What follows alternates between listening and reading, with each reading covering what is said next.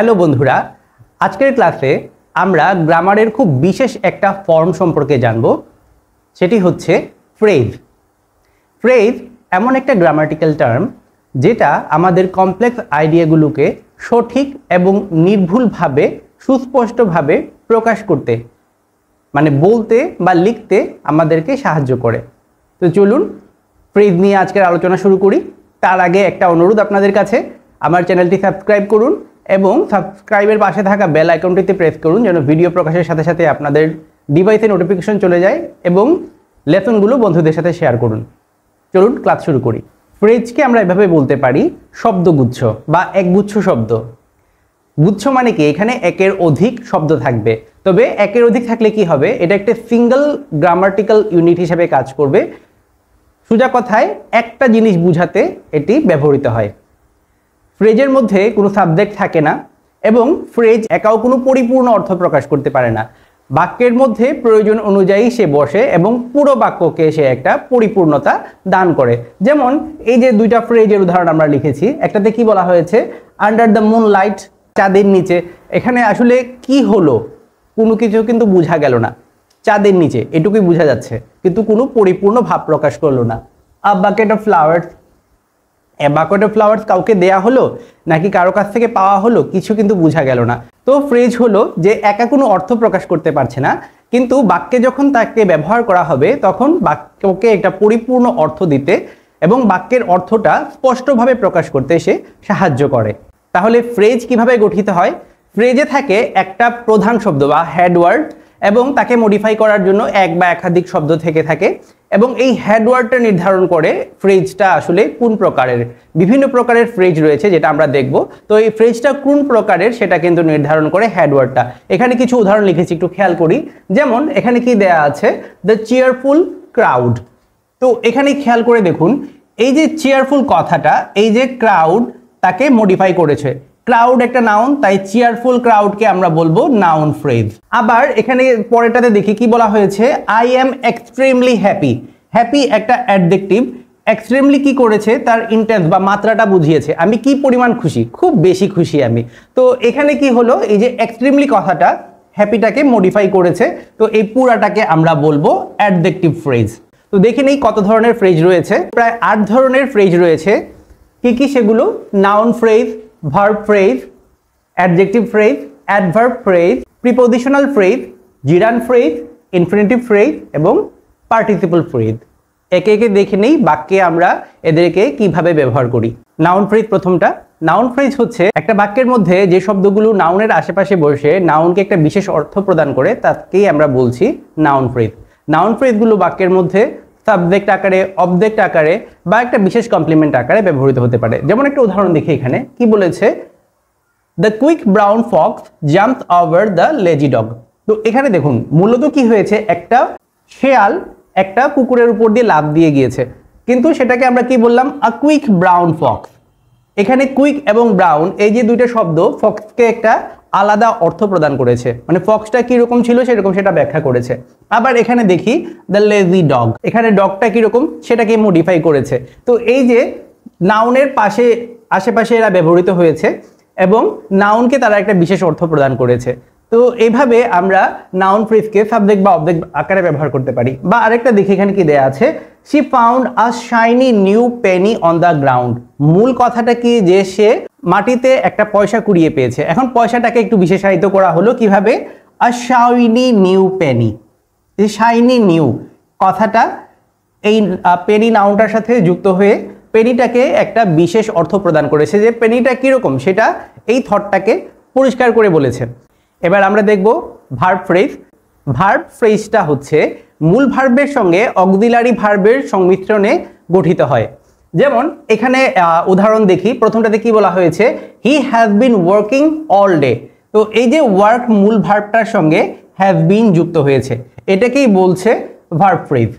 Verb phrase সাধারণত কোনো একটা কাজ কিভাবে চলছে, কোন সময়ে কতক্ষণ ধরে চলছিল, এগুলা বোঝাতে ব্যবহৃত হয়ে থাকে।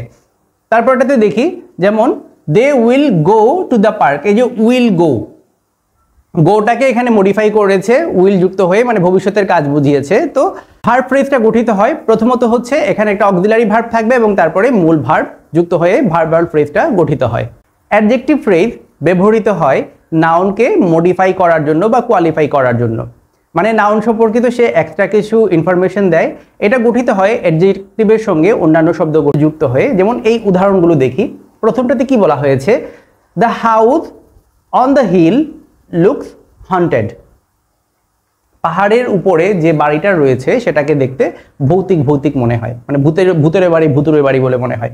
এখন একটা জিনিস খেয়াল করে দেখি, এই যে অন দ্য হিল কথাটা যদি আমরা বাদ দিয়ে দিই তাহলেও কিন্তু এটা একটা অর্থ প্রকাশ করছে। দ্য হাউস লুকস হন্টেড, এই বাড়িটা দেখতে হন্টেড লাগছে। এটা কি হচ্ছে? এই যে হাউস কথাটা রয়েছে, যে নাউনটা রয়েছে, সেটা কোথায় অবস্থিত সেটা কিন্তু বোঝাচ্ছে। অন দ্য হিল, হিলের উপরে অবস্থিত। তো অ্যাডজেক্টিভগুলো সবসময় কি করে? নাউনকে মডিফাই করে, নাউন সম্পর্কিত এক্সট্রা কিছু ইনফরমেশন প্রদান করে থাকে। পরের উদাহরণটা দেখি কি বলেছে? The man in the field is my uncle. এভাবে আমরা বাক্যটা কল্পনা করি, the man is my uncle বললে কিন্তু হচ্ছে, তাই না? কিন্তু কোন ম্যান সেটাকে নির্দিষ্ট করে বলছে। কিরকম কি? ইন দ্য ফিল্ড, মাঠে যে লোকটা রয়েছে তিনি আমার আঙ্কেল। তো অ্যাডজেক্টিভ ফ্রেজ সবসময় কি করে? নাউনকে মডিফাই করে, নাউন সম্পর্কিত সে এক্সট্রা কিছু ইনফরমেশন প্রদান করে। এবার আমরা দেখব adverb phrase. Adverb phrase adjective, verb বা অ্যাডভার্বকে মডিফাই করে, মানে এদের সম্পর্কিত এক্সট্রা কিছু ইনফরমেশন প্রদান করে। এক্সট্রা ইনফরমেশনগুলো এরকম, যেমন যে কোনো একটা অ্যাকশনের ক্ষেত্রে আমরা চিন্তা করি সেটা কখন, কোথায়, কিভাবে হয়েছিল, এই ইনফরমেশনগুলো অ্যাডভার্বাল ফ্রেজের মাধ্যমে পাওয়া যায়। যেমন একটা উদাহরণ দেখি, এখানে কি বলা হয়েছে? We will meet after the show. এখানে আফটার দ্য শো হচ্ছে অ্যাডভার্ব ফ্রেজ। কেন? এই যে মিটটা রয়েছে মানে হচ্ছে দেখা করা, সেটা কখন ঘটবে সেটা কিন্তু এই যে আফটার দ্য শো কথাটা বা ফ্রেজটা প্রকাশ করেছে। ঠিক একইভাবে পরেরটাতে দেখি, দ্য বয় স্টুড, ছেলেটা দাঁড়িয়েছিল কোথায়? Beside the girl. এই যে দুইটা ফ্রেজ আমরা এখানে দেখতে পাচ্ছি অ্যাডভার্ব ফ্রেজ। প্রথমটা মিট ভার্বকে এবং পরেরটা স্টুড ভার্বকে কিন্তু মডিফাই করেছে। প্রিপোজিশনাল ফ্রেজ গঠিত হয় প্রথমে একটা প্রিপোজিশন এবং তারপরে নাউন বা প্রোনাউন যুক্ত হয়ে। প্রথমে প্রিপোজিশন এবং তারপরে হচ্ছে নাউন বা প্রোনাউন। যেমন উদাহরণগুলো দেখি, কি বলা হয়েছে? দ্য ক্যাট স্ল্যাপড, বেড়ালটা ঘুমিয়েছিল কোথায়? Under the table. তো এখানে খেয়াল করে দেখি, আন্ডারটা কিন্তু একটা প্রিপোজিশন এবং দ্য টেবিল একটা নাউন। সুতরাং প্রিপোজিশন এবং নাউন বা প্রিপোজিশন ও প্রোনাউন মিলিতভাবে যে ফ্রেজটা গঠন করে সেটাই হচ্ছে প্রিপোজিশনাল ফ্রেজ। পরের উদাহরণটা দেখি কি বলা হয়েছে? হি ড্রোভ অ্যাক্রস দ্য ব্রিজ, সে গাড়ি চালিয়েছিল কোথায়? অ্যাক্রস দ্য ব্রিজ, মানে গাড়ি চালিয়ে সে ব্রিজটা পার হয়েছিল। তাহলে এখানে দেখুন অ্যাক্রস এটা একটা প্রিপোজিশন এবং তারপরে দ্য ব্রিজ নাউনটা রয়েছে এখানে। তো এভাবে প্রিপোজিশনাল ফ্রেজ গঠিত হয়। এবারে আমরা দেখব জিরান ফ্রেজ। জিরান ফ্রেজটার শুরু হয় একটা জিরান দিয়ে, মানে আইএনজি যুক্ত একটা ভার্ব দিয়ে, এবং এটি সবসময় নাউন হিসাবে কাজ করে বাক্যের মধ্যে। যেমন উদাহরণগুলো দেখি, কি বলা হয়েছে প্রথমটাতে? Swimming in the ocean is fun. তো এখানে খেয়াল করে দেখি, এই যে সুইমিং কথাটা মানে কি? সাঁতার কাটা। এখানে ইন দ্য ওশান যুক্ত হয়ে কিন্তু এই পুরা ব্যাপারটাকে একটা জিনিস বুঝিয়েছে, যে সাঁতার কাটাটা কোথায়? সমুদ্রে সাঁতার কাটার কথা এখানে বলা হয়েছে, যে সমুদ্রে সাঁতার কাটাটা বা মহাসমুদ্রে সাঁতার কাটাটা মজাদার। ঠিক একই রকম পরেরটা দেখি, কি বলেছে? I enjoy reading mystery novels, আমার রহস্যময় উপন্যাস পড়তে ভালো লাগে। আমার পড়তে ভালো লাগে কিরকম জিনিস? রহস্যময় উপন্যাস। এইখানে রহস্যময় উপন্যাস পড়া এই পুরাটা কিন্তু একটা বিষয় হিসাবে বুঝিয়েছে, এখানে এটা ফ্রেজ হিসাবে কাজ করেছে। তো শুরুটা হবে এটা সবসময় আইএনজি যুক্ত একটা ভার্ব দিয়ে এবং এই পুরাটা নাউন হিসাবে কাজ করবে। এবারে আমরা দেখব ইনফিনিটিভ ফ্রেজ। ইনফিনিটিভ মানে আমরা জানি টু যুক্ত ভার্ব। তো ইনফিনিটিভের সঙ্গে অন্যান্য অবজেক্ট বা মডিফায়ার যুক্ত হয়ে গঠিত হয় ইনফিনিটিভ ফ্রেজ। ইনফিনিটিভ ফ্রেজ বাক্যের মধ্যে অ্যাডজেক্টিভ, অ্যাডভার্ব বা নাউন হিসাবে ব্যবহৃত হতে পারে। যেমন এই উদাহরণগুলো দেখি। প্রথমটাতে কি বলা হয়েছে? To win the race is her goal. তার গোল বা লক্ষ্যটা কি? সেটা হচ্ছে রেসটা জেতা। তো এখানে দেখুন শুরু হয়েছে কি? টু উইন মানে ইনফিনিটিভ দ্বারা এবং তার সঙ্গে অন্যান্য অবজেক্ট এবং ডিটারমিনার যুক্ত হয়ে ইনফিনিটিভ ফ্রেজ গঠন করেছে। পরেরটাতে দেখি এবং একটা জিনিস খেয়াল করে দেখি, এটা কিন্তু এখানে নাউন হিসেবে কাজ করেছে, সাবজেক্ট হিসাবে বা নাউন হিসাবে এটা ব্যবহৃত হয়েছে, যে তার লক্ষ্যটা কি, সেই লক্ষ্যটার একটা নাম এখানে দেয়া হয়েছে। পরেরটাতে দেখি, she plans to travel the world. আশা করি এখানে ইনফিনিটিভ কোনটা সেটা আমরা ধরতে পেরেছি, সেটা হচ্ছে এই যে to plus verb, to travel. তাহলে টু ট্রাভেল দ্য ওয়ার্ল্ড এটা হচ্ছে এখানে ইনফিনিটিভ ফ্রেজ। তো এখানে দেখি এটা কি হিসাবে কাজ করেছে, শি প্ল্যানস, সে পরিকল্পনা করেছে। তো পরিকল্পনা করা এটা হচ্ছে একটা ভার্ব। তো এই ভার্বটাকে এখানে কিন্তু সে মডিফাই করেছে, অ্যাডভার্ব আকারে ব্যবহৃত হয়েছে, কারণ আমরা জানি অ্যাডভার্ব ভার্ব অ্যাডজেক্টিভ এবং তার নিজেকে মানে অ্যাডভার্বকে মডিফাই করে। তো দেখুন এখানে কিন্তু সে অ্যাডভার্ব হিসেবে ব্যবহৃত হয়েছে। কীরকম করে সে প্ল্যান করেছে, তো সেই প্ল্যানটা কি, পৃথিবী ভ্রমণ করা। তো ইনফিনিটিভ ফ্রেজটা গঠিত হয় এইভাবেই, প্রথমে একটা ইনফিনিটিভ এবং তার সঙ্গে অন্যান্য অবজেক্ট, ডিটারমিনার বা মডিফায়ার যুক্ত হয়। এবারে আমরা দেখব last one, participle phrase. Participle phrase গঠিত হয় প্রেজেন্ট পার্টিসিপল বা পাস্ট পার্টিসিপল এবং তারপরে অন্যান্য অংশ যুক্ত হয়ে। পার্টিসিপল ফ্রেজ সবসময় বাক্যের মধ্যে নাউন সম্পর্কিত এক্সট্রা কিছু ইনফরমেশন প্রদান করে। যেমন উদাহরণগুলো দেখি, কি বলা হয়েছে প্রথমটাতে, the dog barking loudly is mine. আমরা যদি বার্কিং লাউডলি কথাটা ছাড়াও চিন্তা করি তাহলে কথাটা এরকম হয়ে যাবে, দ্য ডগ ইজ মাইন, কুকুরটা আমার। এখন কি হয়েছে, বার্কিং লাউডলি মানে কি, যেটা খুব জুড়ে ঘেউ ঘেউ করছে। তো এই যে বার্কিং লাউডলি কথাটা, এটা কিন্তু ডগ নাউনটাকে একটু মডিফাই করেছে, তার সম্পর্কিত এক্সট্রা কিছু ইনফরমেশন দিয়েছে এবং বার্কের সঙ্গে আইএনজি যুক্ত হয়েছে, বার্ক ভার্বের সঙ্গে আইএনজি যুক্ত হয়েছে।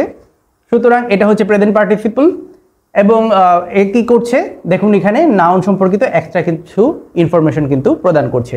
পরেরটাতে দেখি কি বলা হয়েছে, lost in thought he did not hear the bell. এই যে লস্ট ইন থট, এখানে লস্ট পাস্ট পার্টিসিপল ফর্মে আছে, lost in thought he did not hear the bell. তো এখানেও কিন্তু আসলে সে কি কোন জিনিসটাকে মডিফাই করলো, যে এই যে বেল কথাটা, সে বেলটা শুনতে পারে নাই, কোন কারণটা সেখানে দেয়া আছে, লস্ট ইন থট। তো এভাবে পার্টিসিপল ফ্রেজ বাক্যের মধ্যে যে নাউন রয়েছে তার সম্পর্কিত এক্সট্রা কিছু ইনফরমেশন প্রদান করে। আশা করি আজকের ক্লাস থেকে আমরা নতুন কিছু শিখতে পেরেছি। যদি নতুন কোনো কিছু শিখতে পেরে থাকি আমরা, তাহলে সেগুলো আমরা আমাদের বন্ধুদের সাথে শেয়ার করব এবং আমাদের দৈনন্দিন কথাবার্তা এবং লিখাতে এগুলো ব্যবহার করার চেষ্টা করব।